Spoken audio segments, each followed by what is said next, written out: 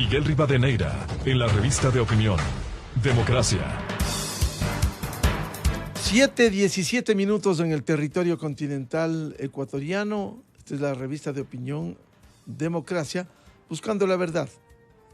Hoy del terremoto de este domingo en la región amazónica peruana, que se sintiera en gran parte del territorio nacional, queremos pasar al sismo tributario. La reforma tributaria fracasó en la Asamblea Nacional, no hubo los votos ni para aprobar, ni para negar, ni para archivar.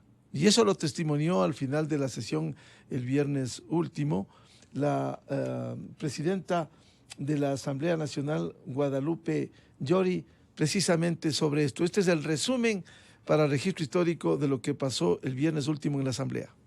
Hemos conocido y votado sobre la aprobación del informe de mayoría, sobre la aprobación del informe de minoría, incluso sobre el archivo del proyecto de ley. Y luego de que ninguna de estas han alcanzado la votación necesaria para ser aprobada, procedo a clausurar la presente sesión. Esa es la conclusión de una asamblea que no asumió su responsabilidad, es una vergüenza, no asumió. Debatieron tanto, dijeron que hay que cambiar la base imponible, hay que cambiar los gastos personales y al final todo fue un saludo a la bandera. Finalmente terminaron sin hacer nada porque esto queda intocado, el proyecto urgente en materia económica del Ejecutivo. Para que nos ilustren cómo queda esto, queremos dar la cordial bienvenida al economista Vicente Albornoz, decano en la UDLA, la Universidad de las Américas, y el doctor Carlos Licto, experto en temas tributarios. Economista Vicente Albornoz, bueno, ¿cómo quedamos con esta reforma tributaria en medio de tanta incertidumbre en la que vivimos en el país? Muy buen día. Muy buen día, Miguel, y un gusto estar con el doctor Licto. A ver, yo discrepo ahí en un par de cosas con usted, Miguel. A ver. Primero, creo que la Asamblea hizo mucho show, con absoluta y total conciencia de lo que estaban haciendo. Si usted revisa las palabras de la presidenta de la Asamblea, estaban más que pensadas, porque son exactas lo que debía decir. Tratamos lo uno, tratamos lo otro, nada se aprobó, y no dice nada más, solo dice, cierro la sesión. Eso estaba más que planificado. Eso era obvio. Entonces, los asambleístas hicieron lo que saben hacer, hicieron show, se rasgaron las vestiduras, dijeron que no van a subir los impuestos, pero en el fondo de su corazón todos los asambleístas sabían que no había una alternativa, que necesitábamos de esa reforma tributaria. Es decir, economista Albornoz, se planificaron para que suceda lo que ocurrió. Sí creo, sí me atrevería a decir eso. O sea, pero vea usted las palabras de la presidenta Llori, son perfectas. Tratamos A, tratamos B, tratamos C. Nada se aprobó. Y no concluye, solamente dice, cierro la sesión. Ya. Entonces, libre de toda culpa, ella no hizo nada, ella no aprobó un centavo de impuestos, pero estuvo totalmente alineada en una estrategia de dejar pasar por el Ministerio de la Ley. O sea, me parece a mí que no hay espacio para escaparse. A ver, los diputados, los asambleístas que tenemos, quizás no sean de lujo, pero los hay muchos muy inteligentes. Muy inteligentes. A alguien inteligente no se le escapa una cosa así, si es que no quiere dejar que se le escape. No sé si me explico. A una persona realmente que maneja estos temas no hubieran dejado pasar la ley si es que eso hubiera sido el absoluto convencimiento que tenían. La misma señora Llori pudo haber cambiado el orden de las votaciones, dado más tiempo para que haya la votación de rechazo, de archivo. No lo hizo porque no quería, así de sencillo, no quería. Esto era la estrategia. La estrategia era que pase por el Ministerio de la Ley para que el pobre gobierno tenga que cargar con toda la culpa y los asambleístas puedan fingir que no hicieron nada y decir que estaban libres de toda culpa. Pero el hecho es que, a mi entender, desde hoy está vigente eso esa ley, como cualquier ley en el país, puede ser modificada, cambiada, derogada con el mecanismo estándar, normal de las leyes normales, pero eso es ante lo que estamos, no estamos ante otra cosa. Vimos, y concuerdo nuevamente, hubo un terremoto en el norte del Perú, pero yo no vi ningún sismo tributario. Yo lo que vi es un show en que presentaban, rechazaban, presentaban, aprobaban. Entonces, al final, lo que hubo es una moción rechazada, de aprobar una versión distinta de la ley, y luego hubo una moción no aprobada de negar la ley. Eso es lo que hubo al final. Show, no mucho más que show, y tenemos una ley tributaria vigente con la cual arrancamos en la práctica, el 1 de enero arranca en la práctica la vigencia de esa ley, ¿no? O sea, no la vigencia, pero el efecto concreto tributario de esa ley arranca el 1 de enero, y ya veremos así, ver el efecto de la ley, se lo veremos en 2 sitios. Quienes tengan patrimonios grandes lo verán al pagar un impuesto al patrimonio, si no me equivoco es en abril, por ahí, que hay que pagar la primera parte. Esa parte no lo he revisado, y quienes pagamos impuesto a la renta veremos más o menos en marzo del 2023 el golpe. Claro, porque el próximo año, economista Vicente Albornoz, en el ejercicio del 2021, se reflejará en marzo del 2022. Si empieza el 1 de enero del 22, esto habrá que declarar los impuestos con este nuevo esquema tributario en el 2023, porque eso es importante anotarlo, economista Albornoz. Correcto.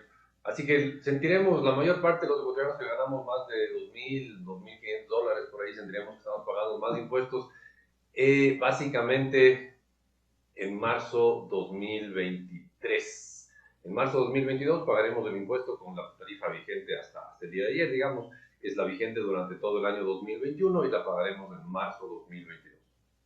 Bueno, ¿no cree que la Asamblea también ha quedado en mal predicamento de cualquier manera cuando debatió algunos cambios del proyecto del Ejecutivo que fueron criticados y que finalmente no se concretó esto? Y no ve la posibilidad, hay constitucional, pero no ve emprendiendo a la Asamblea para reformar este proyecto. Usted bien decía, se puede reformar, y tampoco ve la posibilidad de molestar al gobierno echando abajo, derogando con los 2/3 esta reforma tributaria. A ver, para derogar la ley tendrían que aprobar una ley que lo que diga es artículo único,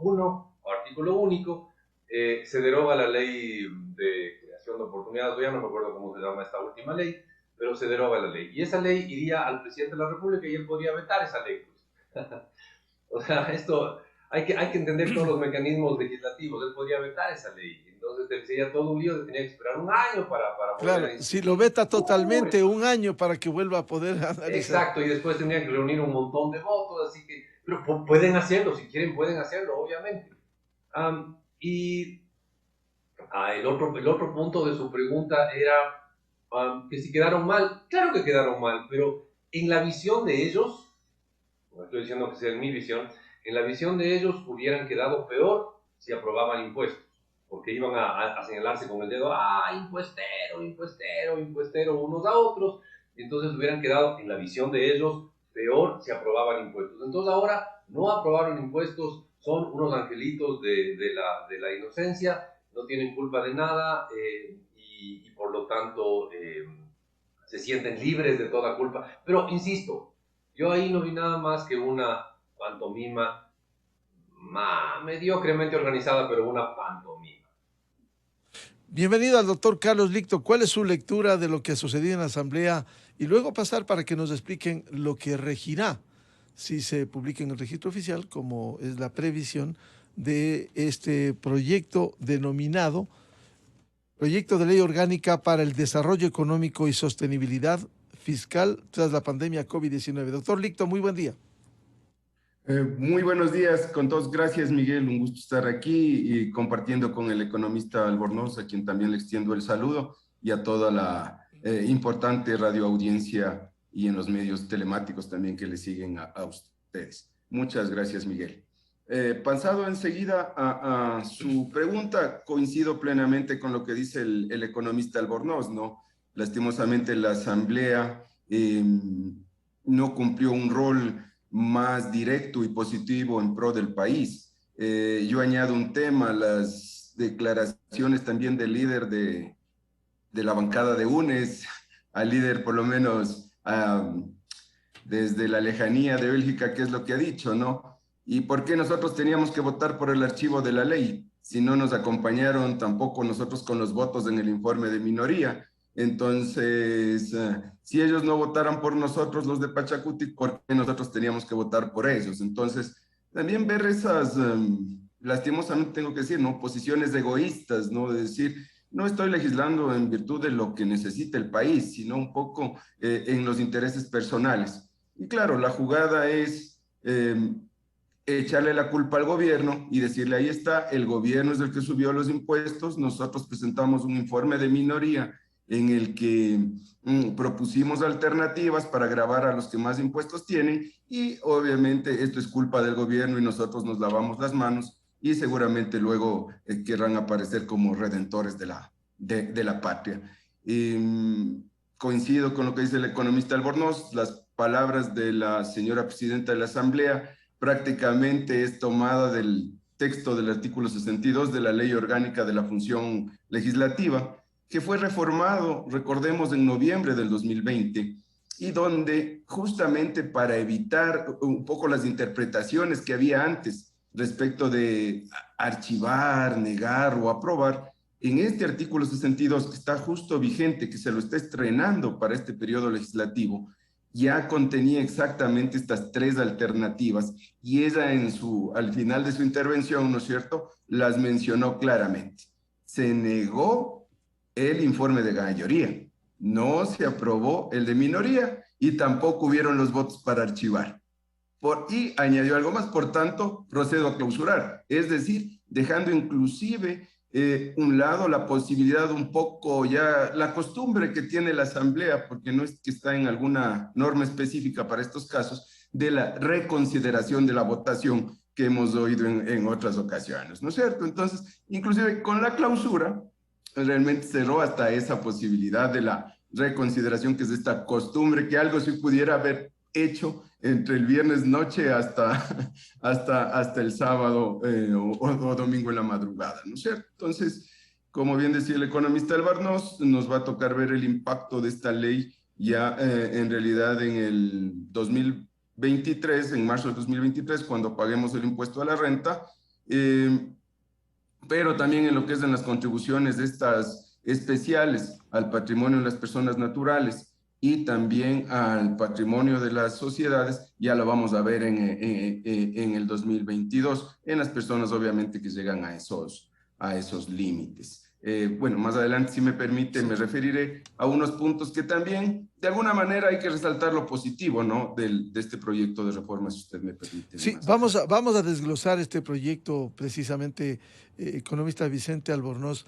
Es decir, entrará en vigencia estas contribuciones temporales, como bien usted escribiera en el ejercicio 2022 para pagar el 2023, algunos temas, el 2022, el impuesto a la renta, los cambios de exenciones, otras modificaciones del impuesto a la renta, el régimen impositivo voluntario único y temporal para la declaración de activos, la repatriación, y así otros temas. Quiero, antes de darle la palabra al economista Vicente Albornoz, ilustrar con un resumen de un análisis que ha hecho esta mañana en Teleamazonas el exministro de Economía y Finanzas, Fausto Ortiz, precisamente sobre lo que va a regir. Estás cobrando más impuestos a los que siempre están pagando más impuestos, es decir, no estás cobrando más impuestos a los que hacen transacciones en efectivo, que no pagan impuestos, que evaden, eso no está ahí. Estás diciendo a los que están pagando y han declarado su patrimonio y han estado transaccionando siempre con facturas, a ellos cobrémosle más impuestos. Los ingresos por impuestos del mes de noviembre de este año, 2021, están en 1.015 millones de dólares hasta el día viernes, 1.015 millones. El año pasado fueron algo así como 985, es decir, que ya faltando 2 días de recaudación, hoy día y mañana, tienes más impuestos recaudados que el año pasado. estás a pocos dólares de poder superar la recaudación del año 2019, año normal, que fue 1.050 millones de dólares. Al decir, vamos a poner impuesto patrimonial, vamos a poner impuesto a la renta, es frenar un poco el dinamismo que estaba retomando la economía. Porque la gente puede decir, oye, cada vez que hay un problema, cada vez que hay un temblor, cada vez que hay un terremoto, nos van a querer poner un impuesto patrimonial temporal por esta sola vez. Entonces quizás, ya entiendo el mensaje, el castigo que tiene es al que aumente el patrimonio, al que invierte otra vez más. Vamos a hacer entonces lo que parece que es lo correcto. Hay utilidad, la retiro, la mando a un paraíso fiscal, la mando a otra parte, entonces así seguimos todos contentos y cuando venga el patrimonio no me pega a mí. Esto dijo el economista Fausto Ortiz, exministro de Economía y Finanzas. Economista Vicente Albornoz, ¿habrá una mayor presión, como él sostiene, con esta reforma que entrará en vigencia? Sí, o sea, el gobierno necesita cobrar más impuestos, va a cobrar más impuestos. ¿A quién va a cobrar esos impuestos? A los formales. Así que en ese punto estoy de acuerdo con Fausto, el golpe va a ir primero a los formales, pero yo creo que también se siguen creando mecanismos y artículos de la ley apoyan a una mayor eficiencia en el cobro de impuestos para ir cerrando espacios a la informalidad. No es un tema mágico, no es cuestión de que la directora del SRI coja una varita mágica y ya de golpe, mover la varita mágica está cobrando impuestos a todos. No, desgraciadamente no es tan sencillo, es bastante más complicado, pero no es más que parte de la pelea que tenemos que seguir dando en el país contra la informalidad, contra toda la gente que no paga impuestos, contra toda la gente que no declara lo que tiene. Esto es una pelea que no solo la damos nosotros, la dan en todos los países del mundo, y por eso es que el Ecuador tiene ahora una buena cantidad de acuerdos de cruce de información y de cruce de impuestos con otros países del mundo. Acabamos de entrar en un medio selecto grupo de países que intercambian información tributaria con Estados Unidos y el mundo entero está cerrándole espacios a los paraísos fiscales, etcétera, etcétera. Entonces, a ver, estoy de acuerdo. Los golpeados con toda ley somos los formales, eso es evidente, pero hay que seguir dando la pelea y creo que yo creo que esa es la mayor obligación del SRI en este momento, el pelear contra los informales, los que están evadiendo impuestos, los que nos ven la cara al resto de ecuatorianos y manejan sus cosas, como bien decía Fausto, en efectivo, cosas por el estilo. Hay que seguir peleando contra eso que es una forma de robarnos al resto de gente. ¿Esto no puede afectar al desarrollo normal de las actividades en este proceso de reactivación, economista Albornoz? A ver, yo no creo, sinceramente no creo.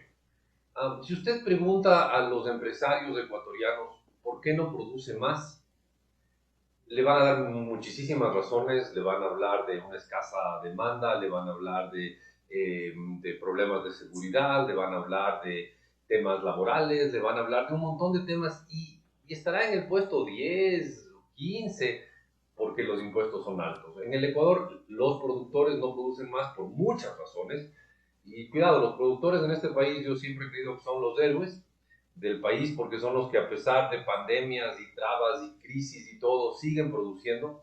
Los productores en este país son los héroes, pero si usted les pregunta por qué no producen más, le van a dar muchísimas razones, muy bien sustentadas por cierto, pero no va a ser ninguna de las primeras por la cantidad de impuestos. Muy pocos van a decir, yo produzco menos porque, yo no produzco más porque me acaban de subir el impuesto a la renta. No, sinceramente no creo que esa sea la prioridad para nuestros empresarios. Hay muchísimas otras cosas, desde que es muy inflexible el mercado laboral, que no hay demanda, que somos un país costoso, que hay inseguridad y es difícil distribuir productos. Hay un millón de razones, pero yo sinceramente no creo que un aumento de impuestos como porque además no estamos subiendo 2 puntos de IVA, está subiéndose impuesto a la renta a un grupo de la población que es relativamente pequeño y no creo que esa sea la razón por la que los productores no producen más. Ahora, esta ley, yo creo que hay que resaltar que esta ley tiene algunos aspectos interesantes que van más allá de lo tributario. Aquí hay una serie de reformas de contratos petroleros, ¿va? A mí me pareció bien interesante el tema de los contratos petroleros, que se sale totalmente de lo tributario y que, como no toparon una letra los asambleístas, a pesar de todo el show que hicieron, entra en vigencia tal cual. Doctor Carlos Licto, ¿cuáles son las implicaciones ya de la aplicación de esta reforma tributaria una vez que se publique en el registro oficial? Gracias, Miguel. Sí, bueno, aquí un poquito entre los aspectos nuevos, digamos, está este régimen de regularización de los activos en el exterior, ¿no? Que es una especie un poquito de amnistía tributaria, justo con lo que mencionaba el economista Albornoz, a raíz, entendería yo, del cruce de información que el SRI está obteniendo de otros países, y últimamente se ha mencionado incluso Estados Unidos. Se está proponiendo este régimen donde las personas que han tenido activos en el exterior y no los han declarado en sus anexos patrimoniales, tienen la posibilidad de durante el año 2022 ir haciendo unas declaraciones juramentadas y pagando un impuesto único, y de esa manera se regulariza, ¿no es cierto? Perdón la palabra, se blanquea esos activos que no estaban siendo declarados, pagando una cantidad, un porcentaje específico sobre estos. Este porcentaje va creciendo, ¿no es cierto?, del 3,5%, si es que lo hacen hasta marzo del 2022, hasta finales de marzo del 2022, luego crece al 4,5% cuando sea hasta el 30 de junio del 2022, y al 5,5% si es que es hasta el 31 de diciembre del 2022. Doctor Licto, a propósito de lo que usted señala, ¿esto será para todos los dineros que están en el exterior? Es decir, no es lo mismo alguien que tenga ahorrado en una cuenta en Estados Unidos o en Centroamérica o en Europa unos 30,000, 50,000 dólares que un inversionista que tenga 3 millones, 5 millones que no ha declarado en el Ecuador. ¿Esto es para todos? En realidad es para todos, independientemente del monto, mi estimado Miguel. Lo que sí la ley hace limitaciones es en cuanto a justamente, y para eso es la declaración juramentada, al origen de estos fondos, ¿no es cierto? Entonces excluye lo que sea dineros mal habidos, para hablar de manera general. Dice, si esto ha sido fruto de delitos, si ha sido fruto de corrupción, si ha sido objeto de glosas por parte de la Contraloría del Estado, en el caso de los funcionarios públicos, ¿no es cierto? Esto queda excluido de este régimen. Pero en cuanto a los montos, esto no hay limitación. Entonces se podría, ¿no es cierto?, regularizar fortunas de 10 millones de dólares, de 20 millones, así como los 50 o 100 mil dólares que de pronto un segmento de los ecuatorianos en algún momento, por estos temas de que se va a quitar la dolarización, por ejemplo, lograron sacar algún ahorro o alguna cosa y luego no han podido justificar su origen, pero de ahí no hay limitación, ¿no? Entonces, como le decía, esto es en teoría lo que no afectaría a los mismos de siempre, de alguna manera, ¿no es cierto? Porque lo que ya mencionó el economista Albornoz también, las contribuciones especiales, en cambio, a las personas naturales que tienen un patrimonio superior al $1.000.000, ya lo vivimos con el terremoto del año 2016, ya se puso esta contribución solidaria sobre el patrimonio, aunque con otros porcentajes, pero ya estuvo. En el caso de las empresas, ¿no es cierto? Las empresas, igual sobre el patrimonio, igual se les coloca esta contribución, ¿no es cierto?, para las empresas, y en el caso de las empresas son para 2 años, para el 2022 y para el año 2023. Y las empresas ya venían pagando una contribución especial sobre el patrimonio. Entonces viene el patrimonio por el especial, la declaración de impuesto a la renta del año 2021 en el 2022, y esta nueva contribución también sobre el patrimonio en el 2022. Entonces, claro, para el sector formal de la economía sí viene a ser una carga adicional que obviamente, a mi entender, complicaría los flujos en este año que se supone este 2022 tendría que ser el año de la reactivación económica, ¿no es cierto? Entonces, esas cuestiones, lastimosamente, la Asamblea las debatió, quiso hacer unas tarifas intermedias para que atenuar un poco el impacto, pero a la final del día esto ha quedado en nada y entra el proyecto de manera original a regir a partir de la publicación en el registro oficial. Doctor Lixto, Eso, sí, para perdón, Miguel. el imaginario, para quienes son formales, como bien decía el economista Vicente Albornoz, este incremento tendrá que cumplirse de acuerdo con los plazos y lo que establece esta reforma tributaria. Sin embargo, abre una expectativa, porque puede decir, sí, cierto es, el Ejecutivo planteó eso, la Asamblea, como se llame, se lavó las manos, no quiso, pero pudo haber cambiado, pudo mejorarlo, como también pudo haberlo empeorado, pero esa fue la decisión complementaria de la Asamblea, pero ha quedado intocado. Es decir, aquí hay una corresponsabilidad del Ejecutivo y el Legislativo, doctor Lixto. Sí, como yo iniciaba mi intervención, ¿no? Sí creo que primaron un poquito los intereses personales o de cada bancada, de cada grupo. Es decir, a ver, ahora sí, que quede claro que yo no he pactado con el gobierno porque no estuve con el informe de mayoría. Que quede claro que yo tengo una posición totalmente independiente porque hice un informe de minoría. Pero claro, el rato que hubo ya la moción por el archivo, nadie quiso tomar una decisión y apoyar a ese partido político. Entonces, se ve, como digo, que queda una posición totalmente particular. Todos en el fondo están conscientes de que hay que hacer un sacrificio fiscal, creo yo, pero claro, de cara a la opinión pública, intentan aparecer como que hicieron su esfuerzo, pero en realidad en el fondo sabían que iba a llegar a este contenido. Si hubiera podido mejorar muchas cosas, es la verdad, pero lastimosamente, como digo, a veces este país lo manejamos sin una agenda, simplemente viendo los intereses personales, y yo creo que ya están imaginándose hasta las próximas elecciones, aunque todavía haya mucho camino por recorrer. Economista Vicente Albornoz, si bien, como usted en más de una ocasión también nos ha explicado, si bien esto no arregla el problema de la caja fiscal, le va a dar de alguna manera un oxígeno frente a las necesidades que tiene.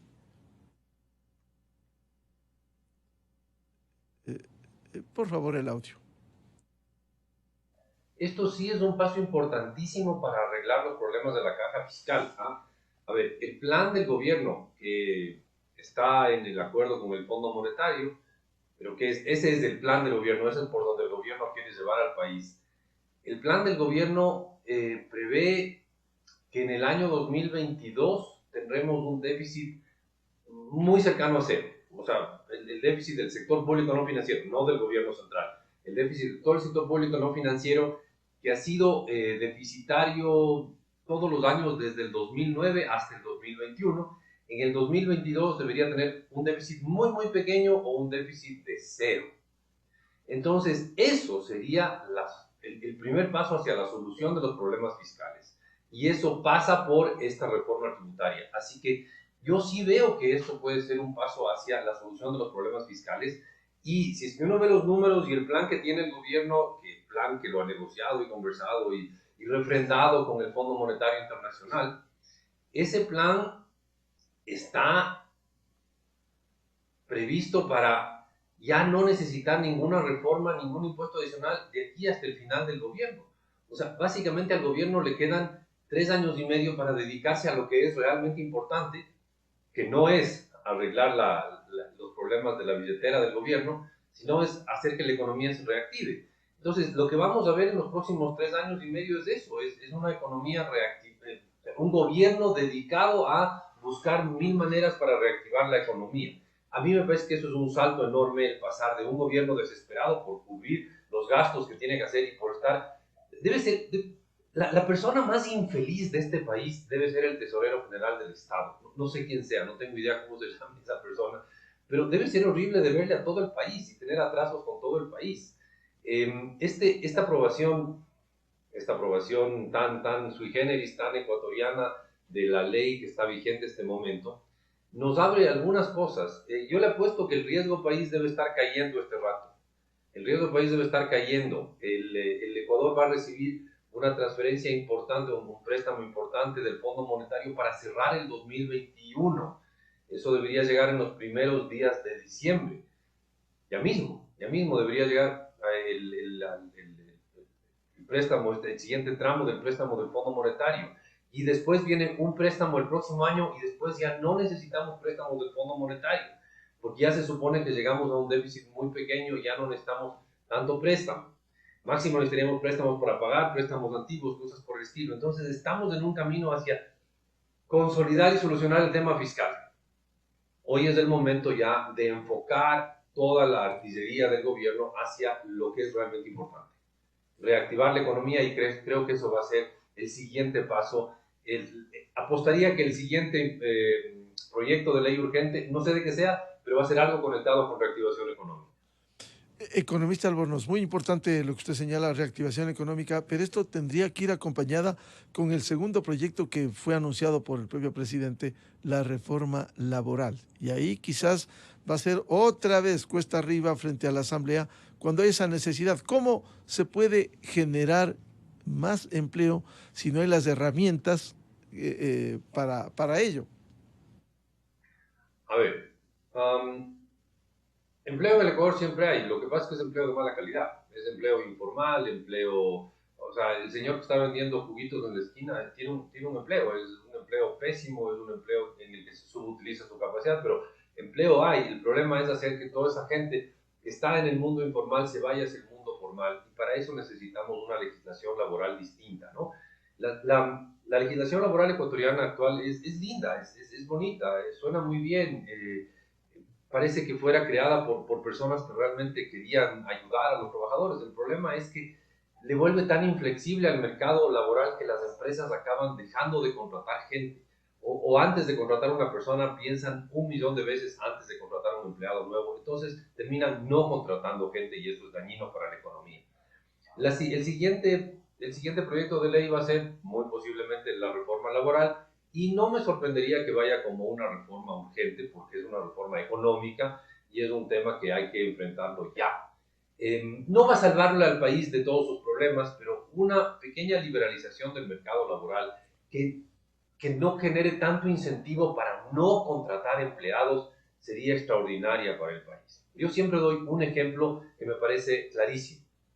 Piense usted el trabajo de guardia de parqueadero. Un guardia de parqueadero tiene que subir un palito y bajar un palito y cobrar a la entrada y a la salida. Usted no necesita una persona con un alto nivel educativo para eso. Vea usted en todas las ciudades del Ecuador, en los parqueaderos no hay guardias, hay máquinas. Hay máquinas, hay unas máquinas que entregan unos papeles súper modernos que suben y bajan el papelito. Y uno se pregunta, pero ¿cómo es posible que en un país con tanto desempleo, con tanta gente en un empleo informal, no se contrate un guardia, un ser humano de carne y hueso para que haga el trabajito de subir y bajar el palito? Y lo que pasa es que se han creado en el Ecuador todos los incentivos para que compremos máquinas y no contratemos personas. ¿Se da cuenta usted del absurdo que implica eso? Es más rentable poner una máquina, probablemente producida yo oí que las máquinas suben y bajan los palitos austriacas, son especialmente buenas. No tengo idea, pero se da cuenta del absurdo que creamos empleo en Austria para que construyan máquinas que controlan la entrada y salida de los parqueaderos y no empleo en el Ecuador. ¿Por qué? Porque con el salario básico actual y con las normas laborales actuales, el dueño de un parqueadero no tiene incentivos para crear empleo, sino para comprar máquinas. Eso hay que reformar. Y yo creo que eso puede encontrar un poco más de consensos de lo que encontró el tema tributario, porque al final, seamos realistas, aquí y en cualquier parte del planeta, crear impuestos es impopular. En un país con un nivel de empleo informal, con un nivel de empleo no adecuado, tan alto como en el Ecuador, yo creo que sí se puede crear un consenso de la necesidad de cambios. Que así sean pequeños, que al menos sean una señal, que le digan al empleador, cree nuevos empleos, no le vamos a volver la vida imposible si usted crea un nuevo empleo, más bien le vamos a ayudar si usted crea un nuevo empleo, si se arriesga a crear un nuevo empleo. Yo en eso soy más optimista, creo que la reforma laboral puede generar más consensos, y en caso de que no genere consensos públicos, tal vez genere consensos tácitos y los asambleístas se queden calladitos y aprueben la reforma dejándola pasar. No sé si es que es una expresión demasiado quiteña, dejándola pasar. Economista Albornoz, como usted bien ha dicho, una es la reforma tributaria y otra sería la reforma laboral. Sin embargo, quizás mayor peso político pudiera tener la reforma laboral debido a las posiciones a veces irreductibles, a veces discursos, que hay que decirlo, de dirigentes respetables, pero dirigentes que mantienen un discurso del siglo pasado.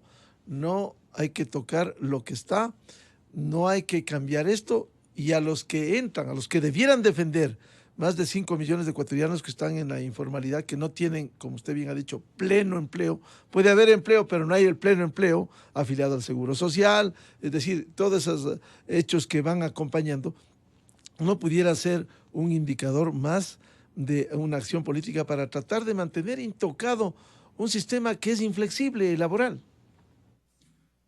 A ver, pero si usted hace una encuesta, la mayor parte de ecuatorianos va a decir, a ver, si usted les pregunta a los ecuatorianos, ¿quiere que le suban impuestos?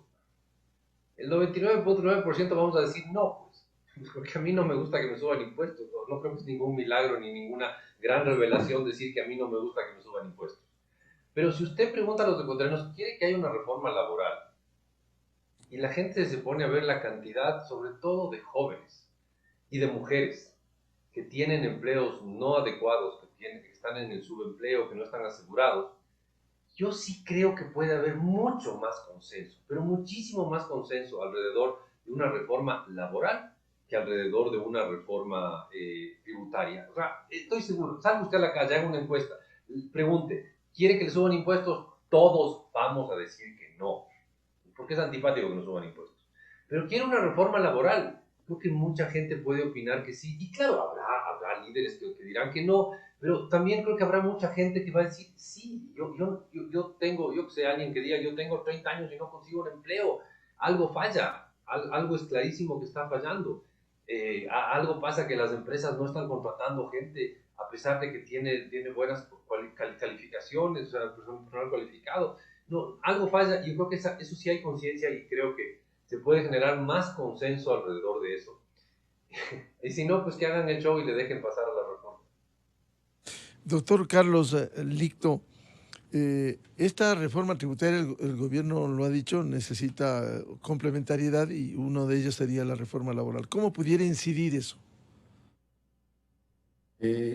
Claro, Miguel, yo quisiera señalar que creo que el gobierno se ha pasado de un extremo en la fase comunicacional que tuvimos hace años a un extremo donde la socialización o la publicidad, de alguna manera, de estas reformas han quedado muy cortas. Creo que eso le pasó la factura a este gobierno en el primer proyecto que envió. Creo que falta la socialización con los actores económicos de base, justamente para mostrar que hay cosas interesantes en cuanto a hacerse en el país para reactivar la economía y que pueden beneficiarnos a todos. Regresándome un momentito al tema tributario, por ejemplo, en este proyecto de ley existe la posibilidad, Miguel, de realizar una mediación con las administraciones tributarias. Es decir, tanto dentro del proceso de auditoría como inclusive estando ya en un proceso de reclamo administrativo de juicio, la ley ahora prevé que se puede invitarle al Servicio de Rentas Internas, a la aduana, a los municipios, en el caso de los tributos seccionales, a sentarse en una mesa con un mediador y a llegar a consensos y acuerdos para solucionar prontamente los litigios y evitar llegar ya a unas instancias judiciales que son costosas, que son demoradas y que pueden más bien causar mayor perjuicio a los contribuyentes, procesos largos y engorrosos. Entonces, por ejemplo, ese es un punto que está dado en esta reforma tributaria que va a entrar en vigencia y que de pronto el gobierno no lo ha publicitado como debería, ¿no es cierto?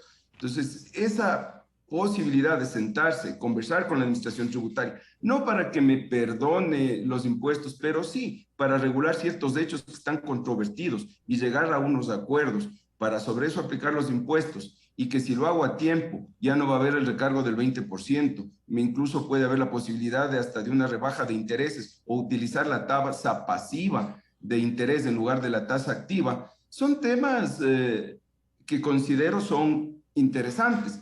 Otro tema, por ejemplo, está colocado en esta ley que ahora el representante legal de una empresa ya no va a ser responsable solidario, ya no va a ser garante de los impuestos, sino únicamente en la medida que se demuestre que este representante legal ha actuado con dolo o con mala fe.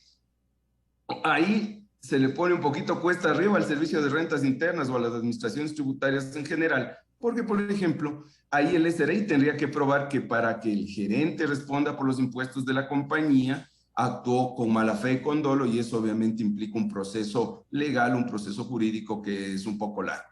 En la actualidad, o hasta estas fechas, hasta que no se publique en el registro oficial, ¿no es cierto?, entre comillas, el pobre representante legal, ¿no es cierto?, que tiene que hacer maravillas para mantener a la empresa a flote, y por ahí se descuidó algún tema de impuestos, lastimosamente queda marcado de por vida, porque la compañía puede liquidarse o puede quedar sin actividad económica y en el limbo, en el súper de compañía, pero en cambio el representante legal se queda complicado para toda la vida porque el Servicio de Rentas Internas a él sí le pone retención de fondos, prohibida la salida del país, entre otras cosas. Entonces, estos son ejemplos de, creería yo, que hay que socializar de mejor manera. Y si se viene, como bien indicaban ustedes, este otro elemento preponderante, esencial, que es la reforma laboral, considero que se tendría que hacer una extensa socialización en las bases, en la clase media, ¿no? Porque estamos polarizados en este país. Lastimosamente vemos, con todo respeto digo esto, ¿no es cierto?, un grupo que está en las zonas más rurales y que tiene su representatividad indudablemente. Pero también la gran mayoría de los ecuatorianos estamos en los centros urbanos y también necesitamos expresar nuestra voz y conocer, hacer sentir nuestras necesidades también, ¿no? Entonces, en el país aparece o el empresario grande es malo y el pobrecito que vive en la comuna, en el campo, es el más necesitado, y entre esas dos posiciones normalmente se busca llegar a una solución, a un acuerdo. Y los que estamos en el medio, la sociedad civil, la clase media, digamos, ¿no es cierto?, no, lastimosamente, o no nos enteramos de las cosas o el gobierno no nos transmite bien y no hacemos escuchar nuestra voz para también buscar una alternativa más bien que beneficie a todos los ecuatorianos y no polarizarnos tanto a estas bandas como expresé. Economista Vicente Albornoz, a propósito de la reforma tributaria, ¿cuál cree que es el mayor peso específico que va a tener una vez que se aplique desde el próximo año sobre los diferentes temas y tópicos que cuenta este proyecto de ley? A ver, de lejos lo más fuerte y lo más duradero va a ser el aumento del impuesto a la renta, porque ese es para siempre. O sea, hasta que se lo deroguen en alguna ley o se lo cambien en alguna ley, eso va a ser de lejos lo más pesado. Y lo que más vamos a sentir un mayor número de ecuatorianos. Luego, el tema del impuesto al patrimonio es importante para el gobierno por la cantidad de ingresos que le genera, pero es un impuesto de una vez. Va a haber un grupo bastante reducido de gente, pero va a estar bien golpeado por esto. Un grupo de gente con patrimonios grandes va a estar bien golpeado por eso. Luego, yo también, y me parece interesante el comentario que hizo el doctor Lito, hay una serie de cambios en la forma de administrar justicia tributaria que le tratan de volver un poquito más humana,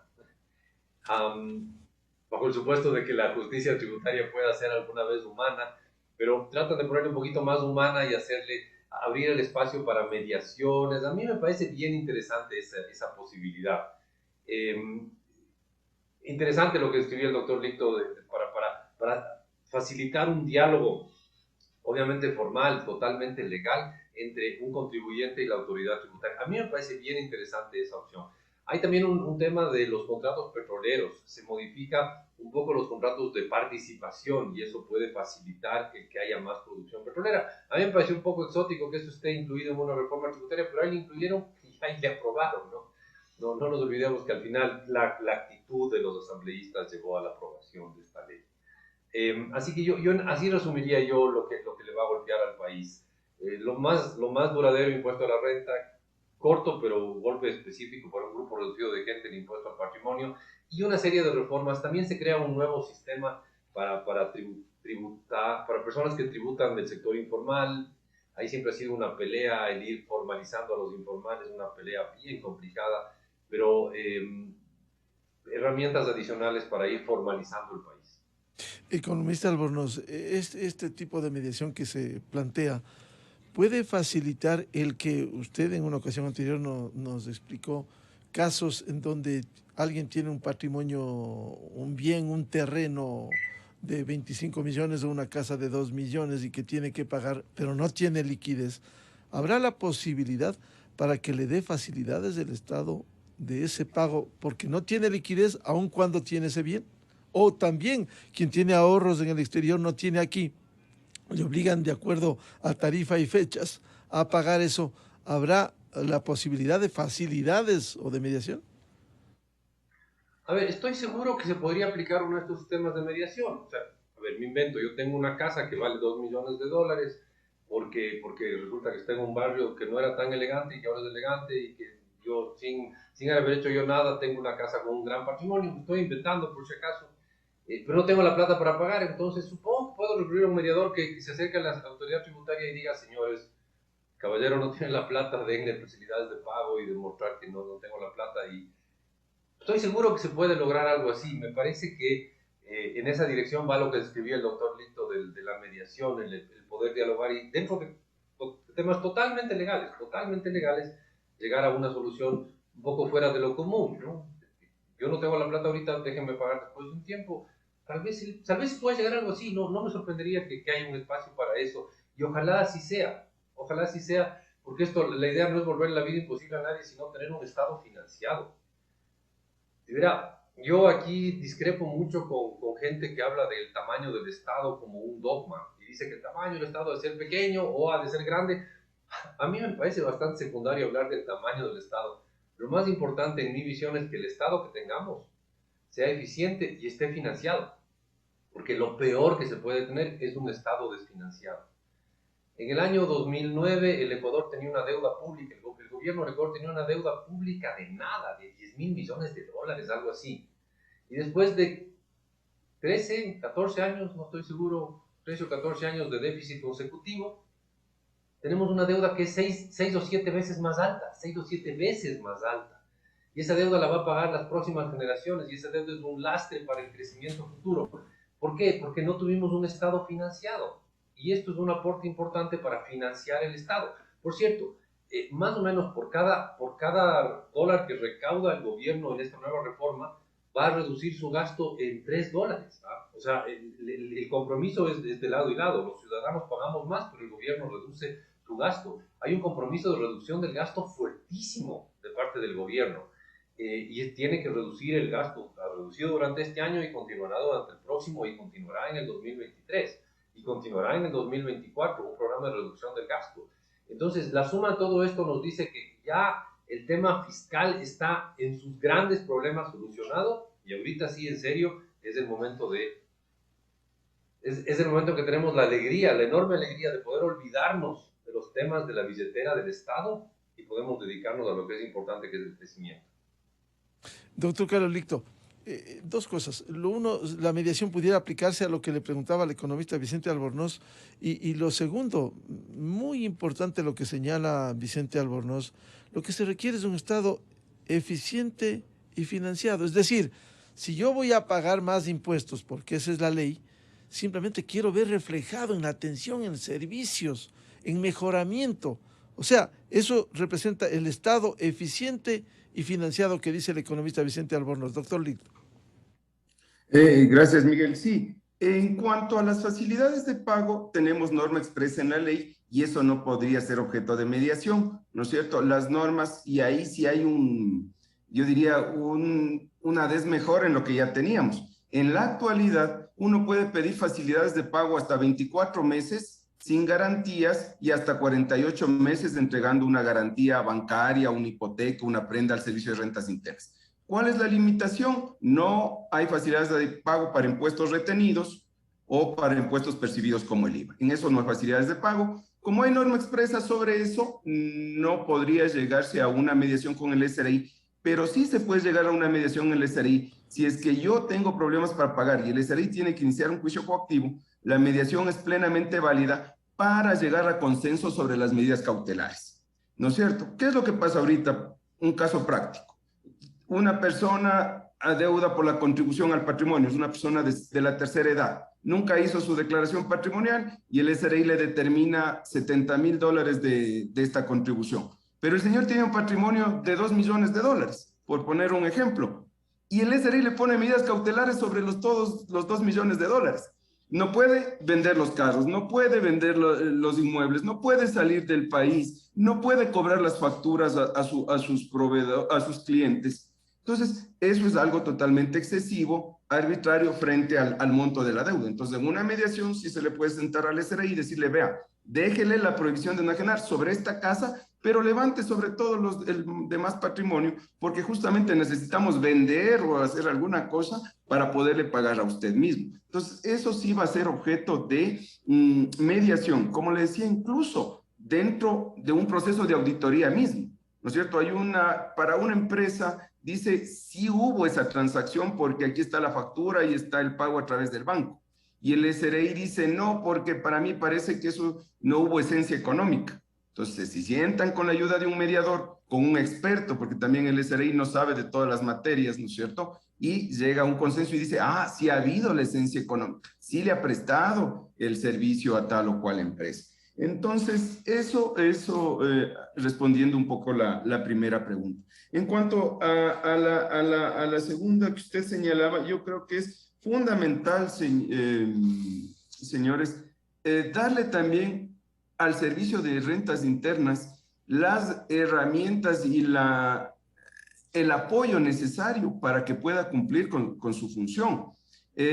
Yo tuve el privilegio de servir en el SRI en la época del economista Elsa de Mena, del 98 hasta el 2005 yo trabajé en el SRI, pero recuerdo, en esas épocas tenía el SRI su propio presupuesto, un patrimonio autónomo que le asignaba la propia ley, y la máxima autoridad del SRI estaba en la capacidad de utilizar esos recursos en capacitaciones, en controles, incluso, lo digo, hasta con un mejor trato en lo que refiere a los salarios a los funcionarios. Luego pasaron los años y ya el SRI fue dentro igual como una institución pública más, ¿no es cierto? Sin embargo, son temas muy sensibles del manejo y la administración de los impuestos, sujeto a tentaciones, a problemas, a presiones, que debería tener un mayor impulso la administración tributaria, un mayor apoyo también para cumplir esta gestión.